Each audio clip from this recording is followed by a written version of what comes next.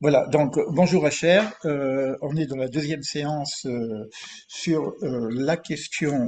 Alors, quelle question on aborde? Est-ce qu'on aborde Pourim ou est-ce qu'on aborde la situation actuellement du monde, le 7 octobre, etc. Évidemment, moi, je voudrais faire quelque chose qui correspond à ce que j'appelle, moi, et ce que tu connais très bien, donc l'historiosophie, et qu'il y a un rapport entre l'histoire d'Israël, l'histoire biblique, et les événements que nous avons vécus depuis et en même temps ce qui se passe actuellement. Au point où on pourrait presque dire, et même si on prend les enseignements de Manitou, qui est aussi notre maître, que les fêtes, c'est pas simplement l'idée d'une commémoration de ce qui s'est passé avant, mais c'est une forme de préfiguration, et non pas commémoration, de préfiguration de ce qui peut se passer au fur et à mesure du temps, jusqu'à la fin des temps. Et j'ai l'impression que pour Purim, c'est quelque chose qui est assez proche de ce qu'on attend pour la fin des temps. On va parler de ça, on va parler un petit peu de ce qui se passe par rapport au 7 octobre, ce qui s'est passé après pendant la guerre, et puis éventuellement Purim, la symbolique de Purim d'une façon générale, avec les enseignements qui nous viendront avec l'intelligence d'instant, j'appelle ça l'intelligence de l'instant. Maria, qui a intervenu juste un petit peu avant, a dit quelque chose d'assez fort, de très très beau, parce qu'elle a entendu le cours d'hier. Maria, tu peux redire un petit peu ce que, parce qu'il y a des personnes qui nous écoutent en même Oui, temps. bonsoir Elie, bonsoir Oui. Acher, je peux me permettre de HR? vous appeler Acher. Ah Euh, oui, bien sûr. c'est, j'écoute Elie évidemment depuis longtemps, mais hier, en écoutant Monsieur Chawat, je ne sais pas si je le prononce bien, Oui, c'est j'ai bon. vraiment compris enfin, je suis quand même depuis quelques années et j'ai compris que Israël, avec ce qui s'est passé à partir du 7 octobre, surtout à partir du 7 octobre, j'ai compris qu'Israël était le laboratoire de l'humanité. Parce qu'au vu de ce qui se passe chez nous, vous voyez, 7 octobre et nous sommes maintenant en mars, hein, les choses sont en train de s'accélérer et on ne sait pas où on peut aller. Donc, ce que vous avez vécu, c'est peut-être, est-ce que enfin, Purim, c'est ce qui est caché, révéler ce qui est caché, on ne sait pas en fait. Donc, on est en train de vivre avec retard, un petit peu de retardement, mais c'est à l'échelle de l'humanité ce que vous avez vécu. Ok, C'est ok, vraiment le laboratoire. ouais. Moi, j'avais une autre image que l'on a développée d'ailleurs avec le docteur Gilles Morali, c'est que c'est peut-être même la Ah oui, matrice de l'humanité. oui, oui. Achère, tu veux rebondir sur ce qui vient d'être dit ou tu commences un petit peu et puis on fait. Je pense que ce qui vient de dire, c'est ce qui vient d'être dit, c'est l'idée centrale, c'est-à-dire soit on parle d'histoire, soit on parle de quelque chose qui est du passé, qui est intéressant philosophiquement, intellectuellement, tout ce que tu veux, soit on ne parle pas d'histoire et on parle de futur. C'est-à-dire que ce que vient nous dire la Torah, et en l'occurrence ici l'histoire de Purim, la Megillah d'Esther, c'est de l'ordre du futur. Si on a cette perspective, alors ça veut dire quoi? Ça veut dire que pourquoi la Torah nous parle d'événements du passé qui sont de l'ordre du futur? Pourquoi on nous parle du futur? Ben, on nous parle de ces événements qui sont de l'ordre du passé par rapport au futur pour nous dire une chose très simple. Ce qui s'est passé, c'est ce qui va se reproduire. Derrière ce qui s'est passé, c'est comme un virus et qui n'est pas parti, qui est là, qui va se développer.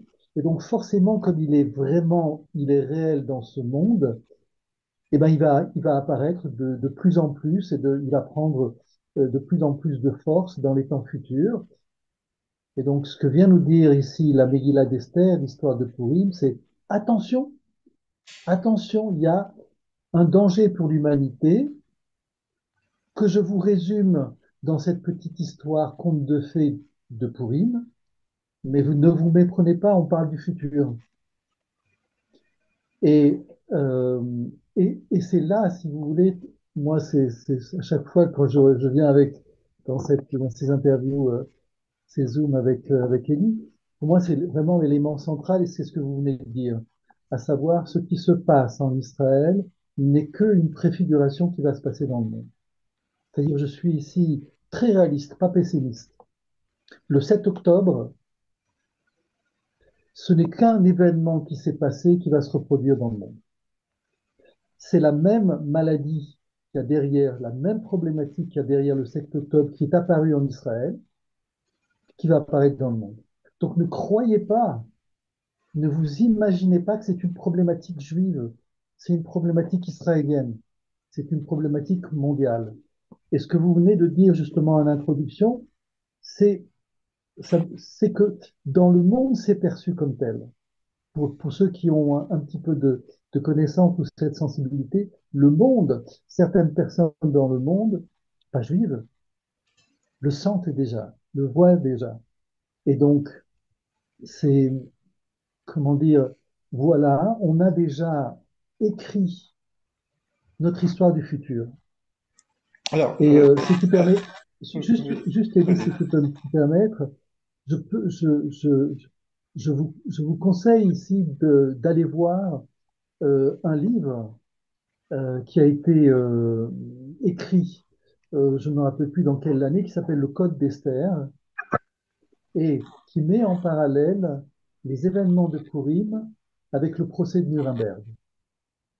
Et c'est plus qu'un parallèle, c'est-à-dire que le livre met en évidence des codes qui sont dans le livre de Purim, dans la Megillah d'Esther, qui donnent un lien, un signe, un message secret, si vous voulez, qui vient nous parler déjà du procès de Nuremberg. C'est-à-dire que dans la Megillah d'Esther, il y a déjà plus qu'un sous-entendu, comment on dirait ça, Elie, Il y a des signes, il y a des lettres qui sont écrites en petit, etc.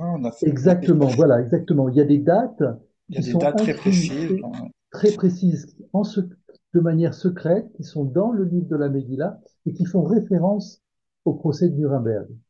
Donc, c'est juste pour la petite histoire, donc pour dire que là, vraiment, on parle d'un événement qui est de l'ordre du futur. Alors, pour que les personnes qui connaissent un petit peu, il n'y a pas de problème, et les personnes connaissent. Qu'est-ce qui s'est passé à Purim? Parlons d'abord, puisque si ce Purim va annoncer un futur, après, je verrai de quelle façon, à un moment donné, ça va pas annoncer un futur, ça annonce la fin des temps. Donc, si on y est, peut-être qu'il n'y aura plus de futur, il y aura qu'un nouveau temps. Mais bon, avant d'arriver à ça, qu'est-ce qui s'est passé à Purim qui serait reproduit? Donc, on a vu éventuellement la Shoah, et pourquoi pas le 7 octobre. Qu'est-ce qui s'est passé pour que les gens comprennent bien à Purim et qui serait similaire à ce que nous vivons, à ce que nous avons vécu avec la Shoah, à ce que nous vivons aujourd'hui avec le 7 octobre. Tu veux répondre ou tu veux que je réponde? Non, je te pose la question, ben c'est ça. Moi, je connais la réponse, D'accord. mais Moi aussi. C'est bien. Alors, Purim, et alors, écoute, on retombe sur nos pieds, c'est-à-dire qu'on retombe sur l'histoire, sur la partie à la fois du judaïsme et du coaching. d'accord. Purim, c'est quand le peuple juif perd son lien avec son identité.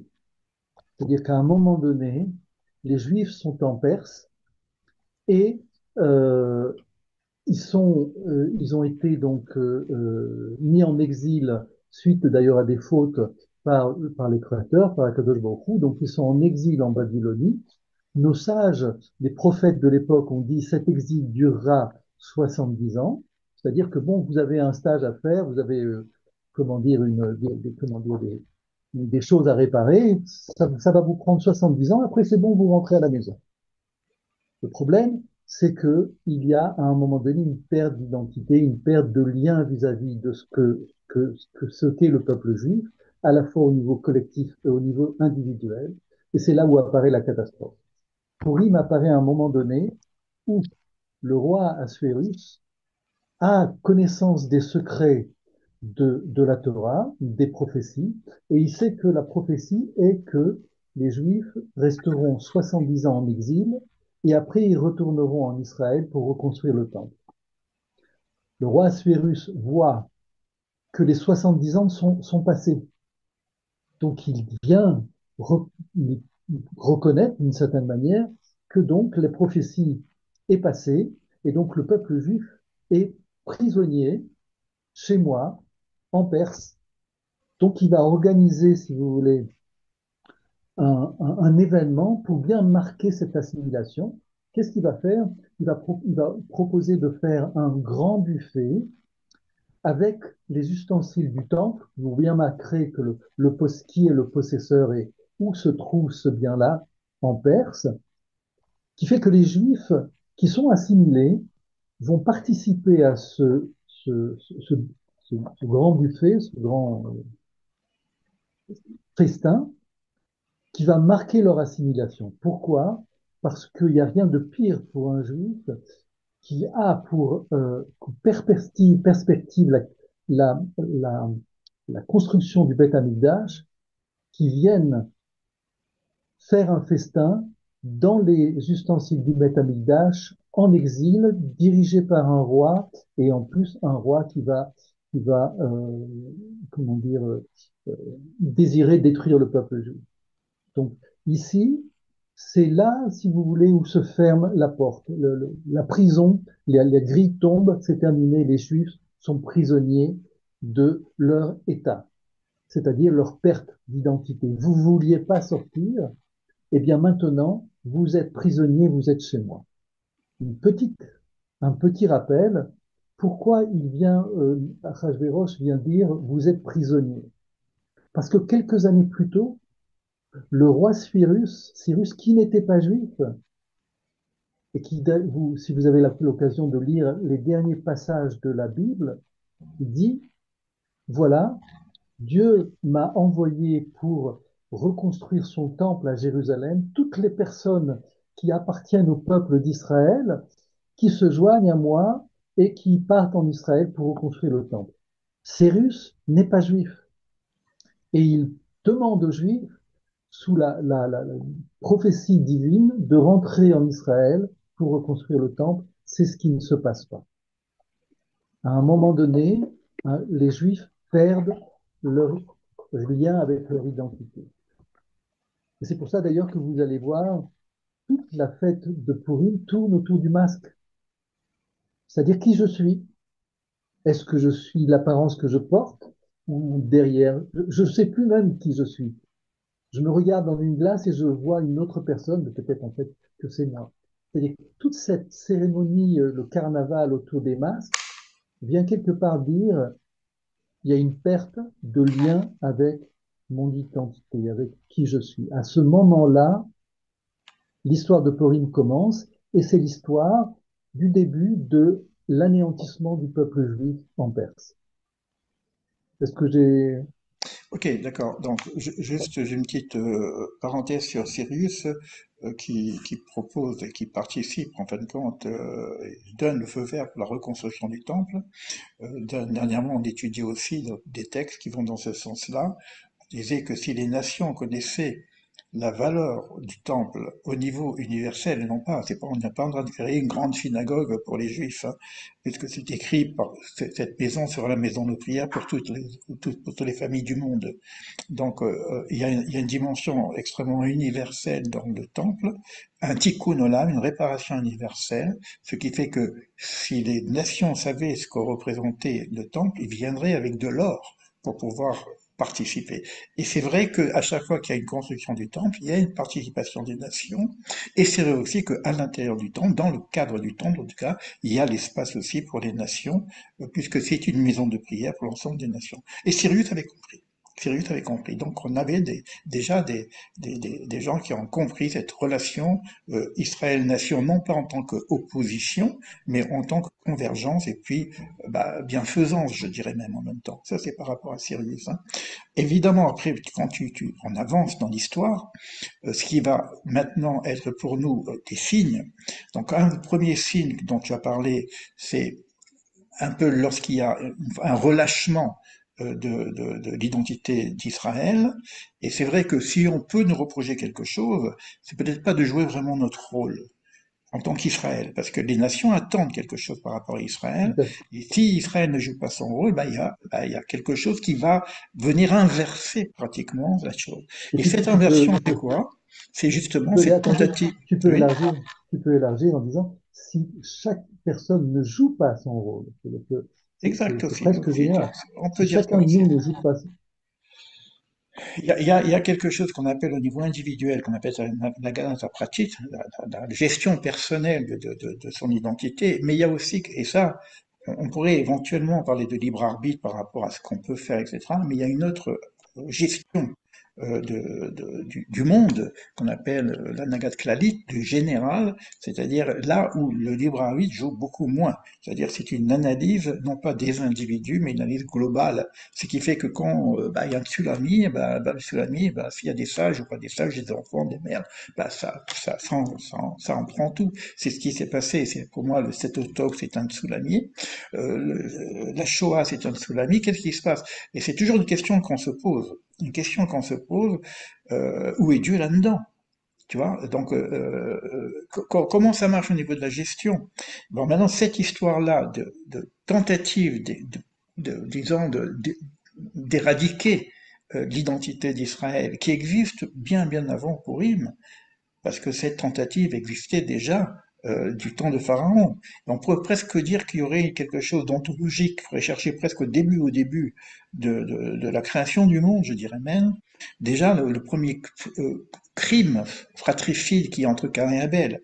Je ne vais pas rentrer dans ce détail, hein, mais en tout cas, si on veut vraiment connaître la racine, on a fait des thèmes sur ça, la racine du mal, etc., on peut monter vraiment, vraiment très, très haut, même avant la création, avec la brisure des vases. Je sais que c'est pas ton truc, mais bon. reviens à Pourim.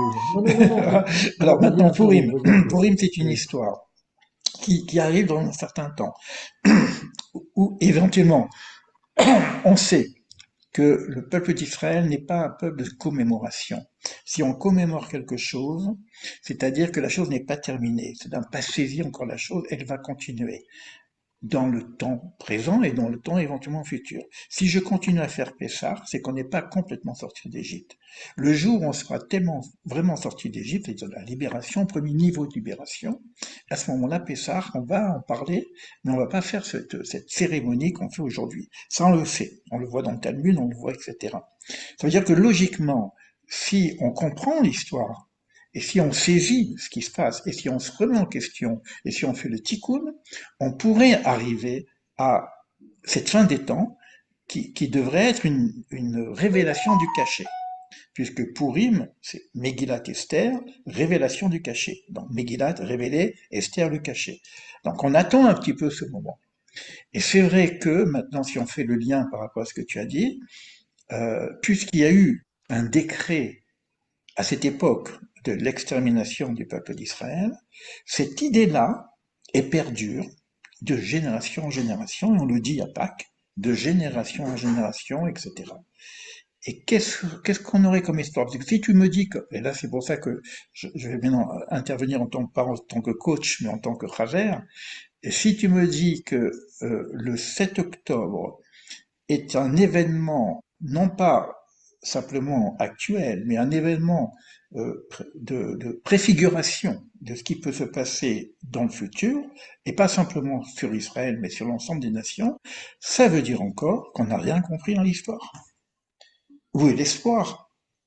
Est-ce qu'on n'aurait pas une solution à un moment donné que, parce qu'on a vécu ce 7 octobre, il y a un éveil de conscience qui se fait, et on dit, bon, ça y est, on arrête le processus. Alors, que ce soit par la guerre de Midian, que ce soit la guerre de Hamas, qui, à un moment donné, et on est là aussi pour comprendre, pas pour que ça se reproduise. Moi, je cherche des graines de sens qui me permettraient de dire, bon, ok, on a fait ci, on a fait ça, on n'a pas... Mais non, qu'est-ce que je peux comprendre de ça et qu'est-ce que je peux en tirer comme leçon pour éviter que ça recommence? L'idée, c'est d'éviter que ça recommence. La Shoah, personne ne pensait que ça pouvait recommencer. Bah, ça recommençait. On voit les actualités actuelles, on sait qu'on n'est pas loin d'une crise mondiale. On sait pas exactement comment ça va exploser et ça peut exploser. Mais on n'a pas envie que ça explose. Alors, qu'est-ce qu'on aurait aujourd'hui comme information, comme idée, qui nous permettrait de voir que là, ce Purim, là, je dis maintenant, c'est la révélation plus que du caché, du caché du caché. Caché, je cacherai ma face. Il y a un premier niveau de révélation qui est à la Pâque juive, qui est la naissance, etc., la naissance du peuple d'Israël. Et là, il y a quelque chose qui devrait se terminer par un grand festin. Puisque Pourim, on finit par un grand festin. Nous, le monde donc. Ça veut dire que Pourim, la préfiguration de ce qui est passé à Pourim, c'est pas simplement l'extermination ou la Shoah, etc. C'est aussi qu'on en sort et qu'on termine avec un festin. Mais malheureusement, ça n'a pas marché, ça a continué. Alors, c'est quoi l'histoire? Comment ça marche? L'historiosophie dont on parle. Pas facile, hein, comme histoire, hein?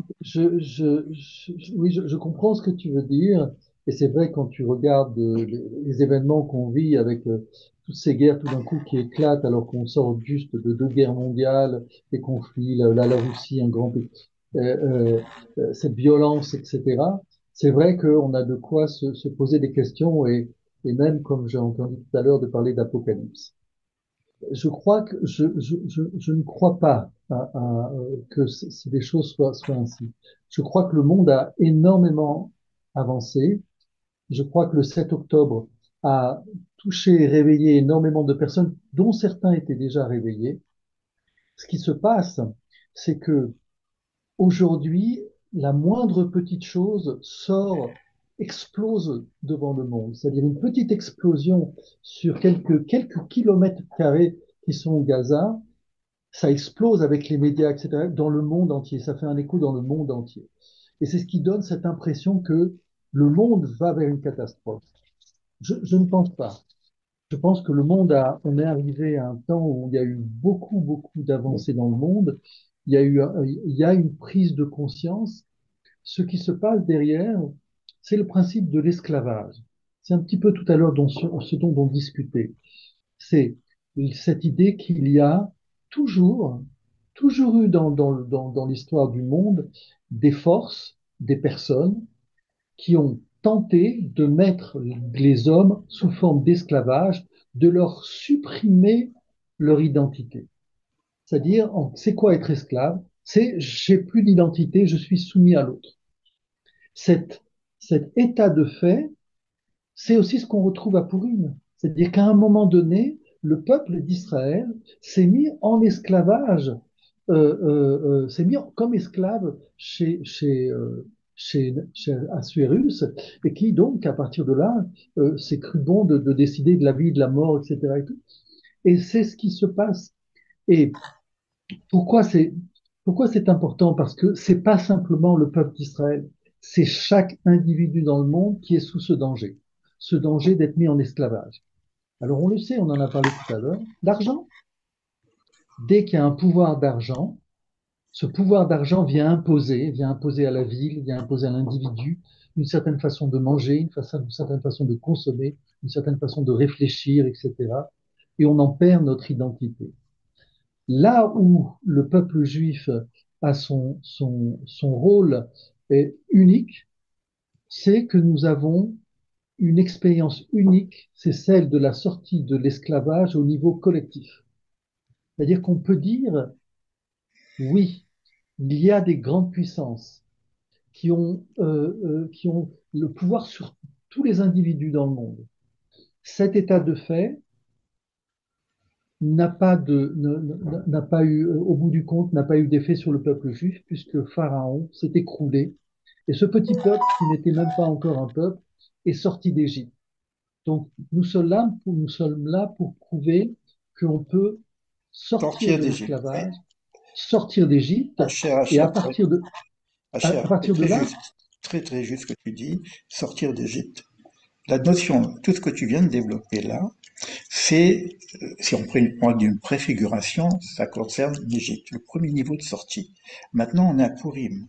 C'est pas simplement la face cachée, c'est la double face cachée. Cachée, je cache face à. Il y a quelque chose de nouveau dans le processus de. Tu en as parlé un petit peu tout à l'heure. C'est-à-dire, ce qui se passe à Pourim, c'est pas une solution d'esclavage, peut-être l'assimilation, peut-être autre chose. Mais la sortie si on parle de sortie, hein, sortie d'Égypte, on a compris, c'est l'esclavage, ça c'est sûr. On en parle. On a une préfiguration de la libération. C'est possible de sortir de l'enfer de l'Égypte parce que il y a eu à un moment donné, c'est sorti. Donc on va regarder le côté positif. C'est possible de s'en sortir. Maintenant, Pourim, c'est autre chose. c'est Purim. Bon, on peut parler d'assimilation, on peut parler d'Amalek, parce que Amalek, il vient après Amalek, il vient après l'Égypte. Il vient derrière, il vient avec le doute, il vient pour les gens qui sont en arrière, etc. Donc, on a un autre principe qui vient, ce principe d'Amalek qui vient pour détruire l'identité d'Israël, vient après. Donc, on a un nouveau processus. Et ce qu'on a vécu le 7 octobre, ce qu'on a vécu avec le Hamas, pour moi, c'est la préfiguration d'Amalek. Pas la préfiguration, puisque Amalek était bien avant, mais en tout cas, c'est une autre démarche. Et je pense que c'est important de comprendre l'articulation historiosophie de la différence entre la sortie d'Égypte, qui est l'esclavage, et ce qui se passe là. Et qu'est-ce qui nous amène à réussir à Je, s'en sortir? j'ai fait volontairement l'amalgame parce que moi, personnellement, c'est ce que je conçois. C'est-à-dire que, effectivement, l'esclavage d'Égypte, on le perçoit comme, avec tout ce qu'il y a derrière cette idée d'esclavage, mais avec Purim, c'est cette idée d'aliénation. C'est-à-dire, à partir du moment où tu perds ton identité, tu te soumets à une puissance qui te dit de ne pas être, c'est une forme pour moi d'esclavage, une forme d'aliénation. Et je crois que c'est le même problème. Il se présente différemment, mais c'est le même problème. La différence avec la sortie d'Égypte, c'est que la sortie d'Égypte, c'est faite. On est sorti d'Égypte. Tandis que le principe de Purim, c'était on devait rentrer en Israël pour construire le temple. Ça ne s'est pas fait. C'est-à-dire que, in extremis, on a été sauvé parce qu'il y avait Esther. In extremis, on n'a pas été sauvé du temps de la Shoah parce qu'il n'y avait pas d'Esther, il n'y avait pas de Mordechai, il n'y avait pas cette prise de conscience identitaire aussi. Et les choses se sont enchaînées. C'est-à-dire qu'il ne faut pas oublier quand même que, puisqu'on parle de Purim et qu'on parle de la Shoah a été précédée par les accords d'Évian. Les accords d'Évian, c'était la volonté de l'Allemagne de se débarrasser des Juifs. Ils n'avaient pas à ce moment-là l'intention de la solution finale. Ils voulaient se débarrasser des Juifs. Alors donc il y a une, comment dire, une conférence qui a été organisée entre autres avec leur demande. Qu'est-ce que, voilà, nous on veut pas des Juifs, prenez-les. C'est ça les accords d'Évian. Le résultat des accords d'Évian, c'est zéro. Les nations du monde n'ont pas voulu des Juifs. À ce moment-là, la solution finale s'est développée. Mais on voit bien qu'il y a eu un moment, comment dire, tragique. Les Juifs auraient pu partir, les nations du monde auraient pu récupérer les Juifs et les sauver de l'enfer nazi. Ni l'un ni l'autre ne s'est passé.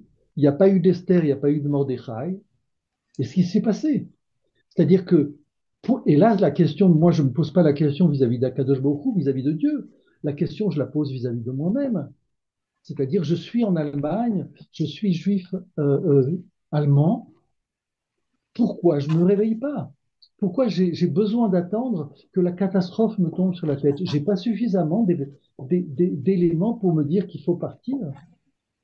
Alors oui, effectivement, moi, en tant que petit juif allemand, j'ai pas tellement du sens de ce qu'il faut faire.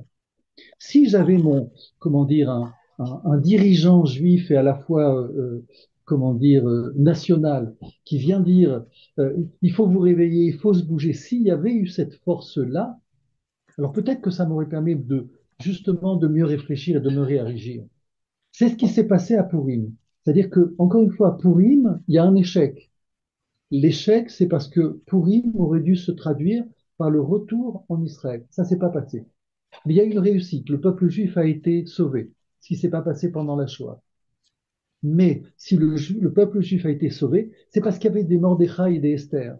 C'est-à-dire qu'il y avait quand même quelque chose au niveau d'une, comment dire, d'une confiance en soi, d'une perception de vraiment de qui on est. Mordechai, il savait qui il était. Esther aussi, elle savait qui ils étaient. Ils savaient ce que ça représentait. Donc, il y avait cette perception-là qui était évidente pour eux et qui pouvait justement la transmettre aux autres.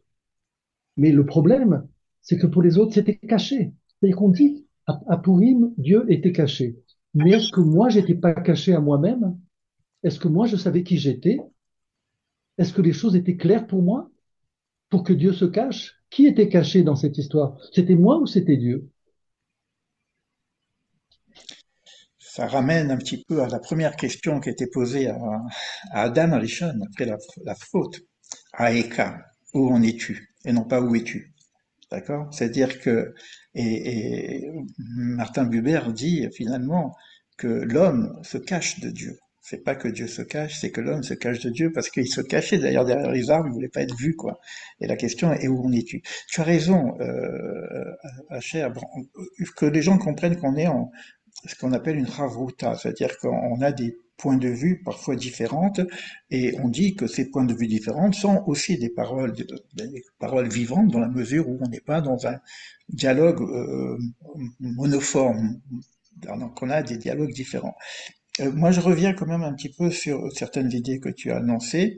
La première idée, c'est qu'on n'est pas sorti d'Égypte. Il y a eu une sortie d'Égypte, d'accord, mais on est sorti avec l'Égypte. L'Égypte en nous, elle est restée à l'intérieur de nous. Pourquoi je te dis ça? Parce que, attends, je Attends, termine. Pourquoi je te dis ça? Parce que si on reste d'après ce qu'on a compris, d'après les enseignements de Manitou, d'après les enseignements du Talmud, si on continue à commémorer l'Égypte, c'est qu'on n'en a pas terminé avec ça. Et ça, c'est le premier niveau de la libération. Et dans ce premier niveau-là, il y a cette notion d'identité. Dans le deuxième niveau, on appelle de Purim, quand c'est caché de caché, c'est qu'on sait même plus que c'est caché. Ça, c'est les paroles de Manitou. Et ça veut dire qu'il y a un autre niveau, je dirais, alors, je sais que tu restes plutôt dans un cadre concret, tachlès, hein, qu'on dit, dans la réalité, mais il y a un je niveau, suis ce que je suis, je ne vais pas me cacher. d'accord, mais moi aussi je fais ce que je suis, hein, on est Et heureusement, et de là. heureusement. Donc, il y a un niveau qu'on appelle, que je dirais métaphysique, pour dire le gros mot qu'il faut pas qu'on dise quand on parle de ces choses-là. On va dire, je vais pas utiliser le mot métaphysique, je vais dire le mot sacré. Si tu veux, qu'est-ce qui s'est passé dans ce festin d'Arrageros? On a bu du vin. C'est pas cachère ou pas cachère, on s'en fout. Ça, Là, on a bu du vin avec les ustensiles du temple. C'est-à-dire que la notion du sacré a disparu. C'est-à-dire que le monde vit avec une notion de sacré. Même s'il ne voit pas, même si Dieu est caché, etc., on a une relation, pas simplement identitaire dans le sens communautaire, dans le sens peuple, élu, tout ce que tu veux. Bon, ce qu'on a vu hier, on va voir beaucoup de choses que tu sais que tous les soirs, on va faire quelque chose sur ce thème-là, hein. Mais il y a, à mon sens, hein, dans cette expression de Purim, si je regarde le point le point d'erreur, si tu veux, bon, c'est vrai qu'il y a une assimilation et il y a en même temps quelque chose qui ne fonctionne plus parce que c'est le sacré. Donc, on a perdu aussi notre dimension sacrée à ce niveau-là. C'est ça l'assimilation. Tu vois. Alors ça, évidemment, c'est difficile à recoudre ces morceaux parce que c'est un tikkun olam, tu vois.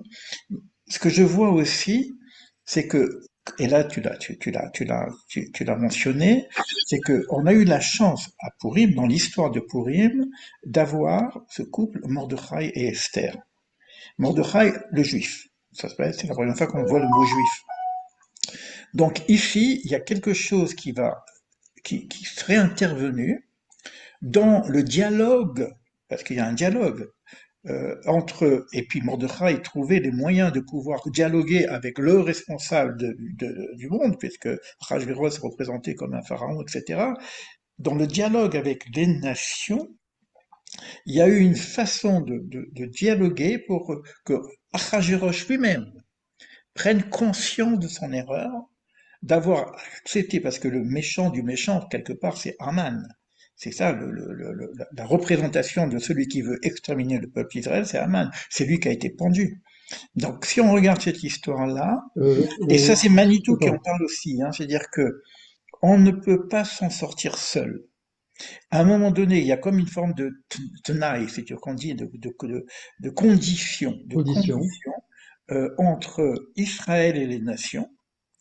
Et cette condition entre Israël et les nations, c'est-à-dire que à un moment donné, de la même façon que c'est Pharaon qui a accepté qu'on sorte d'Égypte, de la même façon que Cyrus nous disait on reconstruit le temple, et Manitou a insisté beaucoup que ce et cette condition, c'est que les nations comprennent et acceptent cette mutation d'identité. d'Israël. C'est-à-dire que, et là, on va jouer de la même façon que si on va jouer avec d'Égypte pour que on comprenne, et ça ils comprennent, parce qu'on a les 10 commandements maintenant, on a les articles de loi du monde, etc. Donc on a des lois universelles qu'il faut sortir de l'esclavage. Et on a aussi des lois aujourd'hui humanistes pour qu'on nous sorte de l'esclavage.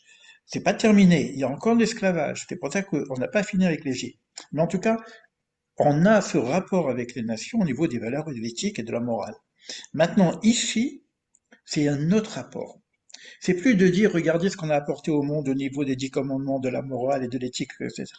C'est même pas au niveau spirituel, c'est au niveau du sacré. Et à mon sens, cette niveau du sacré qui est, c'est quoi sacré? Kodesh, c'est caché, c'est autre, c'est ailleurs, tu vois, c'est séparé. Et cette dimension-là, on l'a un peu perdue. Pourquoi on l'a perdue? Parce qu'on voudrait ressembler au monde. On voudrait, à l'image du monde, être comme tout le monde, un peuple comme tout le monde, une vie comme tout le monde, puis etc. Pourquoi pas même son Dieu, tu vois? Et là, on touche à un point sensible de notre identité. Et la réponse, à mon sens, elle se retrouverait dans le retour au sacré. Et je rebondis sur ton mot, tu dis être comme tout le monde. Ça veut dire quoi être comme tout le monde? Quand une personne sait qui elle se pose pas la question d'être comme tout le monde. On parle pas Quand de est-ce que... personnes, hein, on parle de Oui, peuple. non, non, j'ai très On bien parle de compris. peuple. Je rebondis sur cette nuance pour dire quelque chose. C'est-à-dire que quand on a besoin d'être comme tout le monde, comme beaucoup d'ailleurs d'adolescents qui se cherchent, alors à ce moment-là, on se cherche une identité et on va d'ailleurs la trouver ailleurs. Mais là, ça vient de quelque chose justement, d'une grande problématique, c'est qu'on ignore, la personne ignore qui elle est. Quand tu sais qui tu es, alors tu vas pas chercher à ressembler à quelqu'un d'autre. Tu vas pas mettre un masque de pourrine. Tu sais qui tu es. Et toute la maladie, elle vient là. Quand est-ce que je sais pas qui je suis? Quand je suis soumis à une forme d'aliénation, une forme d'esclavage, l'esclavage de la consommation. Je dois avoir les tennis Mike, les machins, etc. et tout pour être accepté. Donc, pour être accepté, il faut que je sois un, un individu qui est une image de ce que me demande la société d'être. Donc, on revient toujours à la même chose. C'est-à-dire que euh, quand on, quand on parle de Pessah, de la sortie d'Égypte, et quand on parle de Purim, en fait, on parle de la même chose. La différence fondamentale, c'est que Pessah s'est quand même réalisé. Tu as raison, il ne s'est réalisé que partiellement. On a réussi à sortir physiquement, mais vraiment sortir d'Égypte, non. La preuve, comme tu le dis justement, on a besoin encore de faire Pessah. Mais ça s'est quand même réalisé. Et c'est pour ça qu'à Pessah, on a une liturgie qui contient le Hallel. C'est-à-dire que quand le peuple juif un miracle, alors il y a dans les prières le Hallel. Donc, comme toutes les fêtes juives, on fait le Hallel. À Purim, on ne le fait pas. À Purim, on ne fait pas ce Hallel. C'est un grand miracle, etc. Parce que il n'y a pas eu quelque part l'attente qui devait se passer. C'est quand tu sais qui tu es, tu remets les pieds dans ton corps, tu reprends possession de ton corps. Tu cherches pas à devenir une image, le, le, le déguisement de toi. Tu reprends possession de ton corps. Reprendre possession de son corps, c'est revenir en Israël. C'est toute la problématique qu'il y a dans le monde. C'est-à-dire que il faut faut donner le message fondamental. Il y a une fête dans le judaïsme dont on sait qu'il durera après les temps messianiques. C'est Purim. Pourquoi? Parce que Purim contient, et comme tu l'as expliqué, elle contient deux forces qui sont en face, le monde juif et le monde non juif. Israël, Assuérus. Israël, Cyrus. On retrouve les mêmes composants du temps de la sortie d'Égypte. Le peuple hébreu, Pharaon. Le peuple hébreu d'Égypte. C'est toujours le même couple. C'est-à-dire que l'histoire et Purim vient nous dire, ne vous méprenez pas. Le sens de notre monde, le sens de notre histoire, comme tu l'as expliqué, c'est entre Israël et les nations. La véritable délivrance, c'est pour Israël et pour les nations. Donc, comment ça peut réussir? Ça peut réussir d'abord si Israël est Israël. Et chez les nations, il y a ce sentiment. La preuve, puisqu'il y a eu un Cyrus. Il y a un Cyrus qui fait partie de la Bible, qui est même le dernier message de la Bible qui vient de Cyrus. Et donc aujourd'hui, on est surpris qu'il y ait un Trump qui vient dire à Israël ce qu'il faut faire. Mais c'est ça justement que vient nous dire la Torah. C'est-à-dire que chez les nations, il y a ce même réveil. Nous, on a déjà Pourim. Les nations n'ont pas compris que Pourim existe aussi pour eux. Exactement, Et, Asher, et, exactement. et, et Bon, rebondis parce que ce matin, je chantais une chanson, c'est le psaume 121. Shir Hamalot Betshuvah Adonai, Shivat Zion, Yedikot Chamim. C'est une chanson qui est magnifique, mais qui à un moment dit que des nations viendront reconnaître la grandeur d'Hachem, de ce qu'il a fait. Et lorsque les nations reconnaîtront cette grandeur, ce qu'Hachem a fait pour le peuple d'Israël, Ayenus Michim, alors on sera heureux. C'est-à-dire que pour être heureux, c'est-à-dire être délivré quelque part, complètement heureux, le très très bonheur, beau ce que tu dis, c'est très c'est beau, très lorsque beau ce que tu c'est dis. le psaume que les séfarades, les Ashkénazes chantent avant Birkat Amazon. Il faut attendre que les nations reconnaissent cette grandeur et qu'ils veulent aussi avoir la même chose. C'est comme ça que c'est écrit dans le psaume. Je pourrais le reprendre. À ce moment-là, on sera heureux.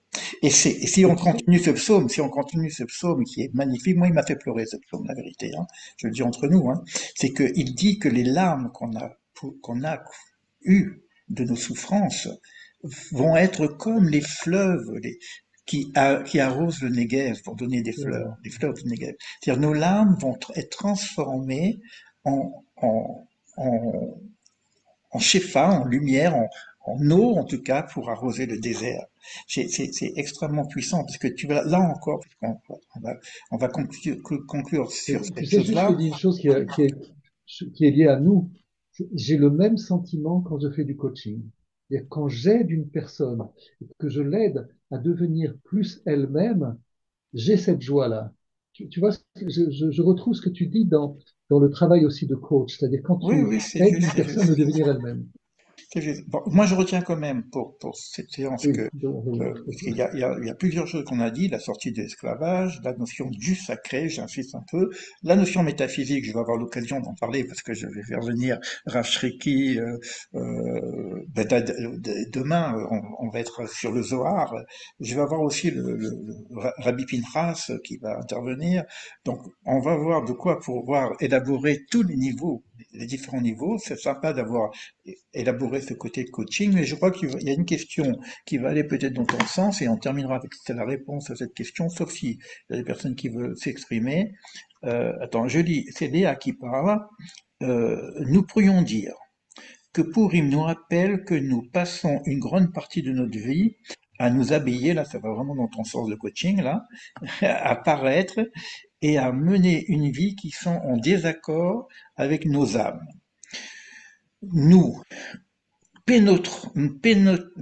permettons à nos déguisements de nous influencer, plaçant notre foi dans les masques que nous portons.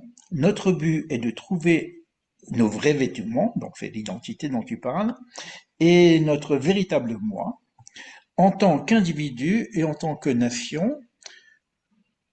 Tout depuis le 7 octobre dernier nous rappelle à cette urgence, à la libération de cette authentique identité. Donc, tu as quelqu'un qui reprend en raccourci. On a une introduction de Maria qui reprenait un peu ce que tu voulais introduire, et tu as une conclusion donc de Léa qui reprend un peu ce que tu dis sous sa forme. Alors, je voudrais juste rajouter ce qu'a dit Maria et qu'on n'a pas enregistré. Parce que Maria a parlé de la problématique dans les villes qui sont dirigées par, en fait, les grandes puissances financières. C'est-à-dire, elle parlait dans ce cas, dans sa ville, des supermarchés qui disposent de la puissance financière pour imposer à la ville ce qu'elle doit faire. eh bien, c'est cela dont on parle. C'est-à-dire que c'est pas simplement nous qui avons du mal à nous positionner par rapport à nous-mêmes. C'est toute cette puissance financière et cette puissance qui nous oblige à être des esclaves. C'est-à-dire que c'est pas simplement une problématique psychologique, c'est une problématique psychosociologique qui fait que tu n'as pas le choix. Tu veux aller faire les courses, tu dois aller là où on te dit d'aller. Si tu veux acheter d'autres produits, tu n'achèteras pas d'autres produits parce qu'on te met bien dans la tête qu'il faut aller acheter ce produit et ces produits. Donc on est conditionné. Ce Mais ça, conditionnement, je t'arrête, parce que je t'arrête, ça c'est encore l'Égypte. Au moins c'est l'Égypte. mais Il non, faut sortir des... Non, mais attends, c'est vrai qu'il faut sortir d'Égypte. On n'est pas fini avec l'Égypte, il faut sortir d'Égypte. Mais l'amalgame, moi j'aurais pas faire, j'aurais dire qu'il y a quelque non, non, chose non, de doux, je- puisqu'on a plusieurs fêtes. Qu'on a plusieurs fêtes. Chaque fête a son signifiant singulier, et c'est vrai que ça se elles sont ressemble, mais liées, c'est elles pas la sont même chose. liées, C'est pas la même chose. elles sont liées. Ouais, c'est lié, c'est évident. D'abord, il faut d'abord enfanter, et puis l'enfant, il fait ce qu'il veut, ou il fait pas où il fait. Mais l'Égypte, c'est la naissance, c'est la gestation et la naissance. C'est le premier mouvement de naissance du peuple d'Israël. Bon. Après, on a quelque chose qui va se passer dans le désert. On a le Sinaï, on a Shavuot. Et après, on a une histoire, historiographique, etc. Donc, je pense qu'il y a une articulation. Et Purim, c'est la dernière des fêtes. Pessah, c'est la première des fêtes. C'est la naissance. On commence. C'est le premier des mois. Tu parlé le calendrier hébraïque. Hein. Donc on commence la naissance. Et puis après, il y a le processus avec éventuellement passer par le Sinaï, avec la Torah, etc. Et puis on devrait rentrer en Israël. Et puis il y a une histoire qui... Et on se termine. On termine l'histoire par Purim. Ça veut dire que pour moi, si je regarde un peu, la fin de l'histoire, c'est Pourim, et qui va nous ouvrir une porte pour une nouvelle histoire, puisque Pourim continue après l'ère messianique. C'est-à-dire que l'ère messianique va nous délivrer d'une façon totale de l'Égypte, et lorsqu'on a terminé ce premier cycle de l'Égypte, je dirais, on va rentrer dans le deuxième cycle de Pourim. Mais puisqu'on en parle maintenant, on peut commencer à regarder un petit peu qu'est-ce qui est caché dans le cachet. Juste entre parenthèses. Écoutez, on a terminé. S'il y a une personne ou deux qui veulent poser une question, vous ouvrez vos micros et puis on terminera sur une question verbale, un échange que vous pouvez avoir. Donc je mets pas ça de façon à ce que bon, la personne qui veut ouvrir ouvre son micro directement. Euh, J'évite les images hein, pour éviter parce que de demander l'autorisation des images. Donc s'il n'y a pas de Allô. questions. Oui, allez, on écoute. Euh, vous parliez d'identité tout à l'heure. Oui. Euh, Retrouver son identité. Hmm, Euh, je suis en train de penser à l'Europe aujourd'hui, hmm. qui n'est qu'un nom. Mais comme on vient d'être menacé depuis, il va falloir qu'on retrouve une identité pour passer l'épreuve. On est exactement dedans. Tout à fait. Hmm. Je parle de l'Europe aujourd'hui avec ce qui se passe. Et qui est C'est la même Megillah chose. aujourd'hui? Il faut chercher celle ou celui qui va nous sauver. Est-ce qu'il est là déjà? Bah, Ben, on a une justement, difficulté. Euh, c'est ça Israël. C'est-à-dire que on va dire, le Esther du passé, aujourd'hui, ça devrait être Israël. Oui, C'est-à-dire que c'est Israël qui devrait montrer l'exemple oui, de comment on se libère, de comment oui, on se bat contre le mal, et on est confronté avec une problématique qui est identique. Et que on va mettre les choses sur la table, on va dire, on sait très bien. C'est la problématique par rapport à l'islam et l'islam extrémiste en c'est particulier. ça. Donc, donc nous, on y fait face, mais vous voyez que il y a des tensions qui l'empêchent. C'est-à-dire que puisqu'on parle de la France et de l'Europe, nous savons qu'il y a des accords qui ont été signés entre le gouvernement européen et la France en particulier, avec les pays arabes, pour justement favoriser l'islamisation de l'Europe. Il y a Voilà. des accords, il y a des documents qui sont. Donc ça veut dire qu'il y a une machine au-dessus de nous qui essaye de nous faire rentrer dans un moule par, je ne sais pas quels sont leurs calculs, qui fait que quelque part, on en perd notre identité. Oui, Et, et grâce à Dieu, si vous voulez, l'individu, il a une âme et ça ne peut pas marcher. Parce qu'à un moment donné, ça explose. À oui, force de se nier, de se cacher, de se tromper à soi-même, à un moment donné, ça ne marche pas. C'est ça.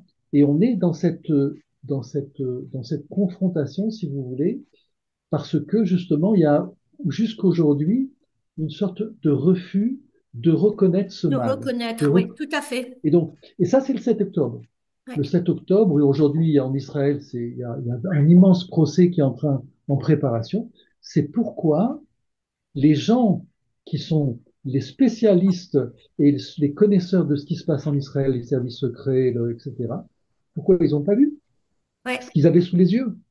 Et donc, on en revient avec la discussion qu'on a eue avec Élie. C'est-à-dire qu'on a les choses sous les yeux et on ne les voit pas. Donc, oui, qui se cache? oui, C'est nous qui nous. En français, d'ailleurs, j'aime beaucoup le terme. On dit je me trompe. Qui se oui, trompe? C'est oui, moi qui me trompe.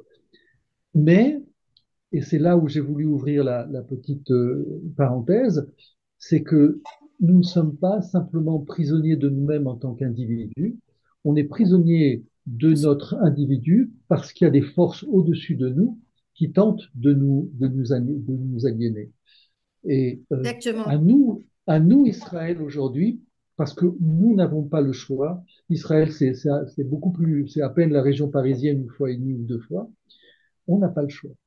Oui, Donc on doit faire ce qu'on aurait dû faire depuis très longtemps, se lever contre le mal, dire ça, c'est le mal et il faut l'arrêter, il faut l'effacer, il faut le supprimer. Donc nous, on n'a pas le choix. Et à un moment donné, l'Europe n'aura pas le choix, les États-Unis n'auront pas le choix, le monde entier est pris par cette problématique.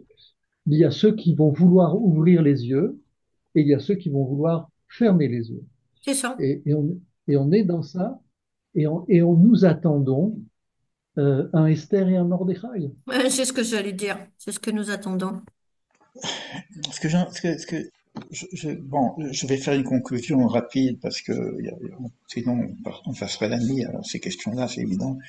Quand on parle d'identité, j'aime bien cette idée-là, et là je vais revenir aussi un peu à la vision d'Acher au niveau coaching, etc., au niveau de l'individu. Au niveau collectif, c'est très difficile.